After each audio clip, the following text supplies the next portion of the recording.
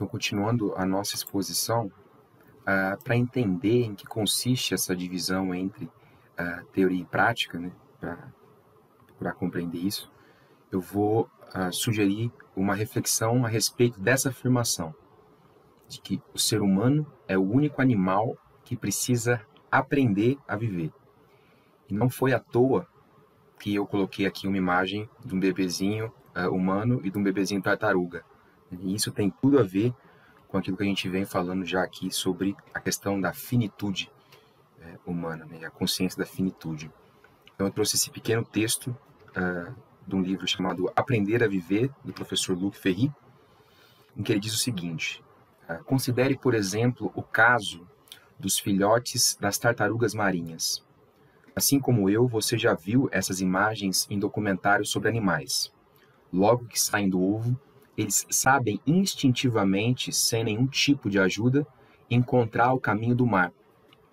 Imediatamente conseguem realizar os movimentos que os levam a andar, nadar, comer, em resumo, a sobreviver. Ao passo que um filhote de homem, ser humano, né, permanece no espaço familiar até a idade de 21 anos. Aqui 21, alguns um pouco mais. Em todo caso, levando em consideração essa afirmação e esse pequeno texto, a gente consegue compreender em que sentido os animais conhecem o mundo e agem nele por instinto, por natureza. Eu sublinhei aqui as palavras animais e instinto, mas o que deve ser central para a gente aqui é a articulação que tem entre conhecer o mundo e agir no mundo. Toda ação no mundo exige um mínimo de conhecimento sobre ele. Eu posso pegar aqui a minha gatinha como exemplo. Embora ela nunca tenha caído de cima do guarda-roupa, ela sabe que uma queda dessa altura pode machucar ela e tal. E ela sabe isso, claro, por um pouco de aprendizado que ela tem no mundo, mas muito mais pela força dos instintos dela. E é interessante porque, em termos de instintos, o ser humano é bastante fraco, né? Nesse sentido que a gente fala que o ser humano ele precisa ser educado para aprender a agir no mundo. Na medida em que a natureza é fraca no ser humano, nessa ideia de ele não possuir os instintos fortes o suficientes para que, somados a um pouco de experiência, permitam a ele saber, né? O caso do animal é esse. Ele, claro que precisa aprender minimamente, mas são os instintos que guiam esse aprendizado e essa ação. O ser humano, por ser fraco em termos de instintos, precisa ser educado. E a gente pode até dizer assim, né, que o animalzinho ele já vem meio que completo, entre aspas, de fábrica. Uma tartaruguinha ela já vem praticamente completo, e o ser humano não. O ser humano ele vai se aperfeiçoando, tanto ao longo da sua existência como indivíduo, como com a própria noção de humanidade. O ser humano ele pode sempre se superar. Isso porque ele é um ser de liberdade, no qual a natureza não é tão forte como no caso da tartaruguinha do nosso exemplo. E isso é legal para destacar aqui esses três pares de conceitos, né? A diferença que existe entre eles. Em primeiro lugar, a educação, que é diferente do aprendizado. O aprendizado é algo que tanto a tartaruguinha quanto o ser humano fazem, e consiste em você adquirir uma certa habilidade que, depois de adquirida, termina o aprendizado. E a educação, que é uma coisa própria do ser humano, é algo que dura durante toda a vida dele, só termina no momento em que ele morre, né? Porque o ser humano, com essa capacidade de se aperfeiçoar, de ser perfectível, de ser livre, em certo sentido, é que ele pode realizar essa atividade de educação, diferente dos animais. E é aqui que eu aproveito para assinalar essa outra diferença que existe entre a liberdade e a natureza. É claro que o ser humano também é natureza, mas a gente tem essa outra instância, né, que ficou bastante clara quando a gente falou sobre educação. Eu gosto muito desse exemplo, né? Um professor de ética dava para a gente. Se um animalzinho, um cachorro, está passando em frente a uma padaria e está faminto, e vê, sei lá, um frango na porta dando bobeira, Se ele sabe que ele não vai apanhar, ele vai e pega o frango, sem pensar. A natureza canta muito forte nele. O ser humano, por outro lado, ele até pode ter medo de apanhar também, como um cachorrinho. Mas, diferentemente do animal, ele tem a possibilidade de deliberar, de pensar se ele deve ou não pegar o frango, a despeito de ele apanhar ou não. Ele tem liberdade para pensar até se é importante pensar sobre isso. Mas, em todo caso, assinalar essa diferença que existe entre a liberdade e a natureza. E, no final das contas, essa outra oposição entre o possível e o necessário. Quando a gente fala da natureza e usa esse conceito de necessário, usa para falar daquelas coisas que não poderiam ser, senão da maneira como acontecem. Por exemplo, é natural, é uma lei da natureza que eu solte essa chave e ela caia. É necessário que isso aconteça. Do mesmo jeito que é necessário que uma tartaruguinha, no desenvolver da sua existência, necessariamente faça tais e tais e tais ações. Mas olha no meu caso, no caso do ser humano, como que o necessário não é o que ocorre sempre. É possível, no meu caso, aqui especificamente, estar gravando uma aula nesse momento, sendo que era possível estar estudando ou jogando videogame, ou na casa de um amigo conversando. Eu posso escolher, eu posso deliberar. Isso porque, de novo, sempre no nosso horizonte, o ser humano é um ser finito, com consciência dessa finitude e, a palavrinha que a gente usou, perfectível, né? Capaz de se superar, dada essa sua característica, né? De ter uma natureza fraca. Mas o intelecto, uma inteligência forte, né? É sobre isso que a gente vai falar para tentar avançar nesse ponto, né? Dizer que para agir no mundo da melhor maneira possível, o ser humano precisa conhecer o mundo da melhor maneira possível. Assim como os animais também precisam conhecer da melhor maneira possível. Mas o ponto aqui é que os animais fazem isso por instinto, por natureza. Eles não precisam de teoria. Eles realizam a prática deles por natureza. Eu trouxe 2 pequenos trechos também do professor Luc Ferry para tentar colocar um pouco mais de luz sobre esses 2 conceitos de teoria e de prática e como que os 2 se articulam, especificamente no caso do ser humano, que precisa se esforçar para conhecer, diferentemente dos animais. Teoria. A primeira tarefa da filosofia, a da teoria, consiste em se ter uma ideia do campo, em se conquistar um mínimo de conhecimento do mundo no qual nossa existência vai se desenvolver. Com que ele se parece? Hostil ou amigável?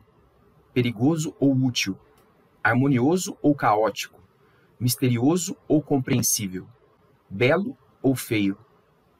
Se filosofia é busca de salvação, e aqui a gente sabe que na verdade é sabedoria, reflexão sobre o tempo que passa e que é limitado, ela, a filosofia, não pode deixar de se interrogar de saída sobre a natureza do mundo que nos cerca. Toda filosofia digna desse nome parte, pois, das ciências naturais que desvelam a estrutura do universo, a física, a matemática, a biologia, etc., mas também das ciências históricas que nos esclarecem tanto sobre sua história quanto sobre a história dos homens. Então, a teoria consiste nesse primeiro passo, que é de conhecer o mundo no qual a gente vive para, a partir desse conhecimento adquirido, saber conduzir da melhor maneira possível as nossas ações. É nesse sentido que o professor Luc Ferry escreve aqui que a prática, a respeito da prática, né? Além do campo, além do conhecimento do mundo e da história na qual nossa existência acontece, precisamos nos interessar pelos outros humanos, por aqueles com os quais vamos atuar. Porque não apenas não estamos sós, mas, além disso, o simples processo da educação mostra que não poderíamos simplesmente nascer e subsistir sem a ajuda de outros humanos, a começar pelos nossos pais. Muito diferentemente da tartaruguinha, né? Como viver com o outro, que regras adotar, como nos comportar de modo vivível, útil, digno, de maneira justa em nossas relações com os outros, essa é a questão da segunda parte da filosofia. A parte não mais teorética, mas prática, a que pertence em sentido lato a esfera da ética. Então, é nessa conjunção de teoria e prática que consiste a atividade filosófica por excelência, que busca a sabedoria. Eu trouxe um exemplo aqui de um desenho animado para mostrar uma ficção, claro, essa articulação entre teoria e prática. Trata-se de um desenho chamado Fullmetal Alchemist. Eu nunca assisti, conheço só por causa desse contexto. E só para contextualizar a história, trata-se de dois irmãos que estão largados numa ilha, porque a professora deles, professora de artes marciais e uma espécie de assistente teórica, coloca eles nessa ilha e fala que só vai deixá-los sair de lá se eles conseguirem dar uma resposta para esse enigma, né? O que significa um é tudo, tudo é um. E os dois irmãos conversando, depois de passarem por uma série de provações, estabelecem esse diálogo. Escuta, Ed, você descobriu a resposta do um é tudo, tudo é um? Eu pensei um bom tempo nisso, mas eu ainda não consigo explicar. Eu não tenho muita certeza, mas lembra que eu comi aquelas formigas quando eu tava com fome? Nem me lembra disso. Mas eu comi. E elas eram muito azedas. Então, eu pensei numa coisa. Se eu não tivesse comido e morresse por isso, as raposas e as formigas me comeriam. Depois eu voltaria à terra e me tornaria grama. Então, serviria de comida para um coelho. É a cadeia alimentar, não é? Mas não é só isso.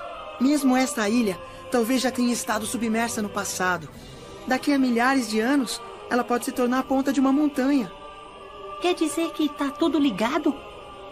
É como se tudo fizesse parte de um grande ciclo invisível. Eu não sei se isso pode ser chamado de mundo ou de universo, mas tanto você quanto eu somos apenas uma pequena parte desse ciclo. Somos apenas uma pequena parte desse todo. Somos um em tudo. Somos um que é parte do todo, mas o todo só existe quando cada unidade se junta. Esse mundo funciona de acordo com leis inimagináveis. Então, algumas coisas interessantes aqui. Em primeiro lugar, que os dois irmãos, eles estão conversando ali numa atitude que a gente chama de contemplativa, né? De contemplar mesmo, tem a ver com os olhos. Eles estão deitados e olhando para o céu, que nem a gente faz às vezes, né? Se pega viajando, numa atitude mais contemplativa, divagando sobre algo. Mas no caso ali, eles estão pensando em algo que tem uma profundidade filosófica muito expressiva, né? O Ed, que é o irmão que fala sobre o que ele entendeu desse enigma do um é tudo, tudo é um, expressa ali uma visão de mundo, uma visão de campo, segundo aquilo que a gente viu o professor Luc Ferry falando. E de certa forma, na hora que ele expressa aquela visão de mundo, é possível ver no entusiasmo dele uma certa alegria de quem, a partir desse conhecimento, pode, de certa forma, encaminhar as suas práticas. Ou seja, esse conhecimento de mundo que ele está procurando expressar por meio dessa teoria, porque quando a gente fala de teoria, a gente vai ver agora, tem a ver também com contemplar, com ver, ele acaba dando margem para a gente pensar como é que ele vai agir no mundo a partir dessa, vamos dizer assim, filiação a essa teoria.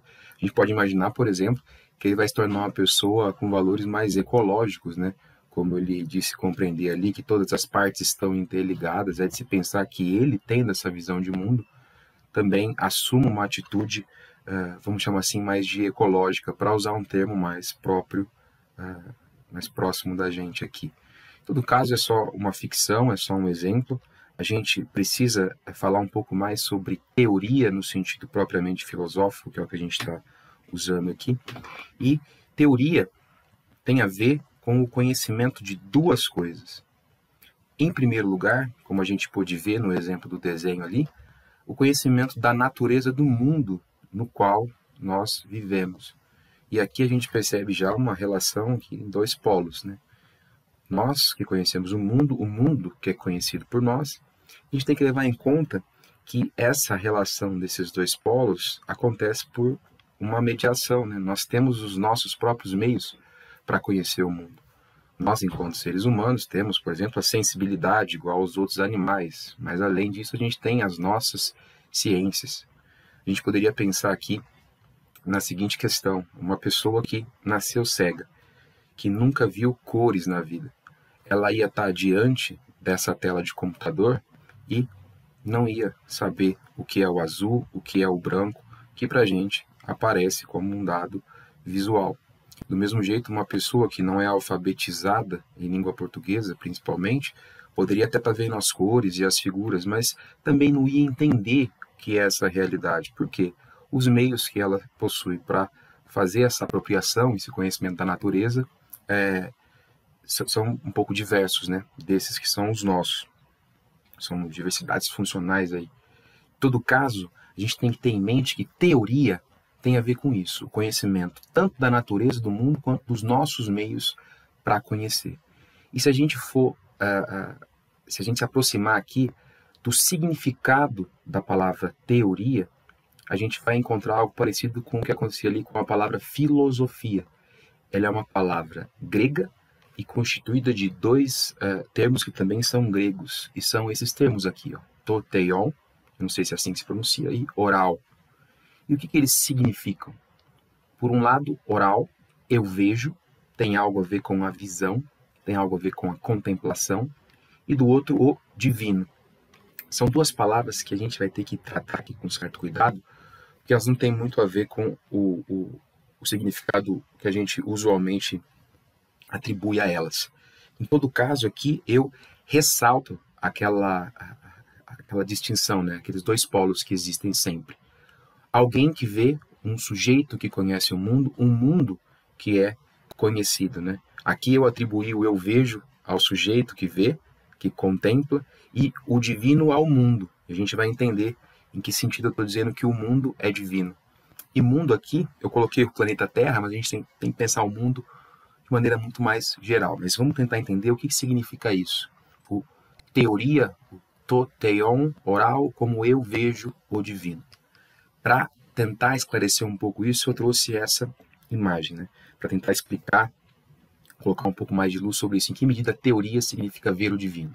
Que é essa máquina gigantesca, muito grande, complexa, muito complexa, que é o tal do LHC, um colisor de partículas. É uma máquina extremamente complexa, muito, muito grande. Segundo as palavras do professor Gleiser, é uma máquina que permite olhar para o universo quando ele ainda era um bebê. De novo, o elemento de olhar, a visão. Vamos ver o que o professor Marcelo Gleiser fala sobre essa máquina, para a gente continuar esmiuçando o conceito de teoria e tentar entender em que sentido teoria significa ver o divino.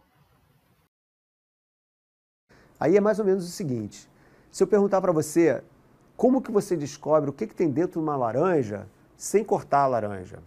Afinal, a gente não pode pegar uma faca e cortar um átomo, porque a faca também é feita de átomos, não dá, né? Então, como é que você descobre do que é feita uma laranja sem cortar a laranja? Duas opções. Você pega uma laranja e joga ela contra a parede violentamente. O que vai acontecer? Ela vai se espatifar e vai voar suco, bagaço, caroço. Aí você vai falar, a laranja é feita de suco, bagaço, caroço, etc. Se for uma colisão muito violenta, você pode até quebrar o caroço e ver o que tem lá dentro. Isso é uma maneira. A outra maneira é você pegar duas laranjas e bater uma de cabeça com a outra. É isso que faz o tal do LHC, só que em vez de ele colidir laranja com laranja, ele colide prótons com prótons, entendeu? E quando esses prótons se chocam uns com os outros a 99,9% da velocidade da luz, aquela fórmula do Einstein E igual a mc2, energia é igual a matéria, faz com que essa energia toda de movimento dos prótons crie matéria. E essa matéria, então, são as partículas fundamentais que a gente tenta entender. E o LHC é, de longe, a máquina mais poderosa para se fazer isso. Aliás, é a maior máquina já feita na história da humanidade. Isso é uma coisa incrível, né? E ela vai conseguir reproduzir as energias que existiam no universo 1 trilionésimo de segundo depois do Big Bang. Então é você, no laboratório, aqui na Terra, olhar para o universo quando era ainda um bebê. Nada mal, né? Então, o professor Marcelo Gleiser está falando para a gente de uma máquina super complexa, a máquina mais elaborada que a humanidade já construiu. E eu trouxe esse exemplo porque, além dela ser uma máquina super complexa, ela é uma ferramenta que a gente usa para conhecer a realidade. Mas o que me interessa é comparar a complexidade e a ordem, a harmonia entre as peças dessa máquina gigantesca com uma outra ordem, que, no caso, é a ordem que a gente encontra no nosso mundo. E, de novo, eu falo mundo aqui como se fosse só o planeta Terra, até coloquei a Lua e o Sol para ser um pouco mais abrangente, mas mundo de maneira muito geral. A principal diferença entre a ordem que a gente encontra nessa máquina e a que encontra no mundo não é só da ordem da complexidade, né? De falar que, olha, o LHC é bem complexo, mas o mundo é muito mais complexo.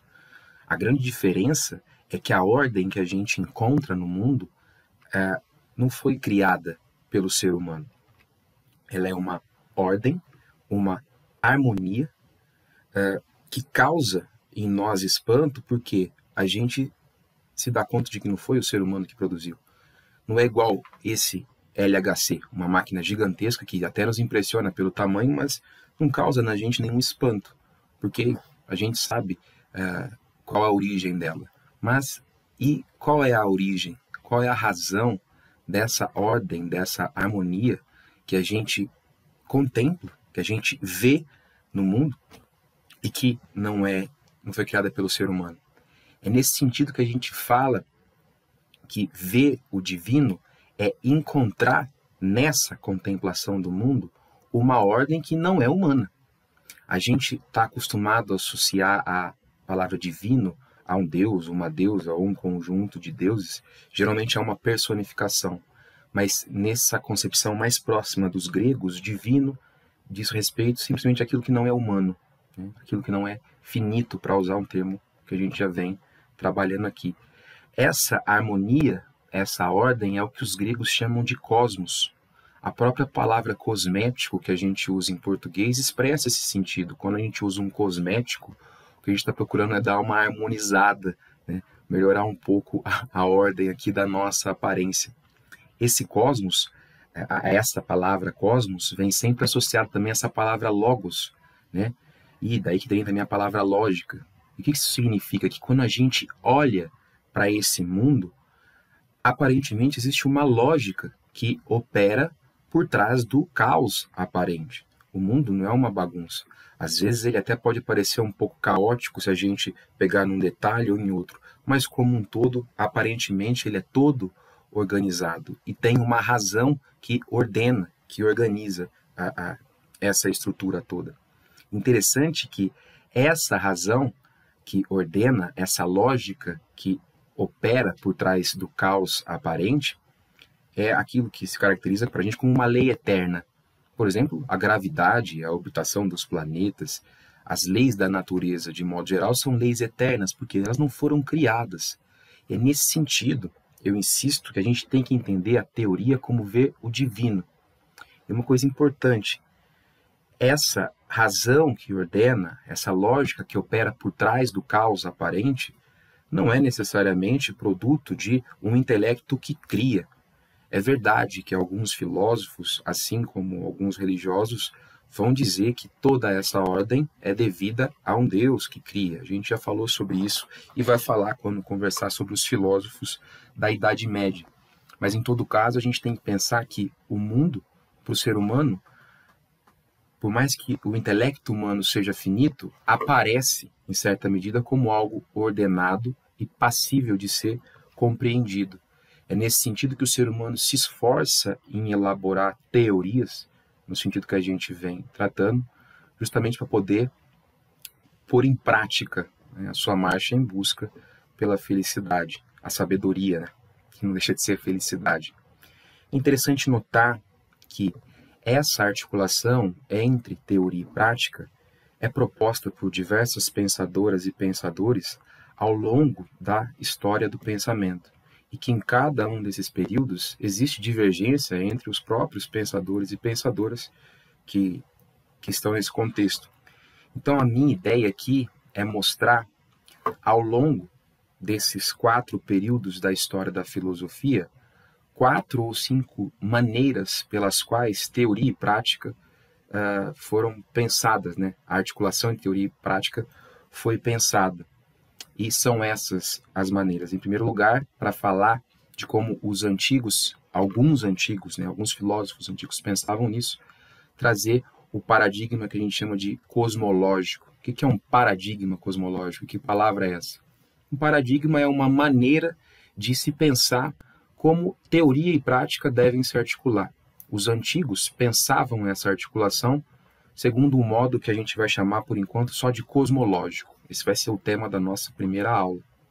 Na Idade Média, a gente vai tentar ver como que essa articulação entre teoria e prática se dava a partir de um modo teológico, como o próprio nome sugere, tem a ver com Deus.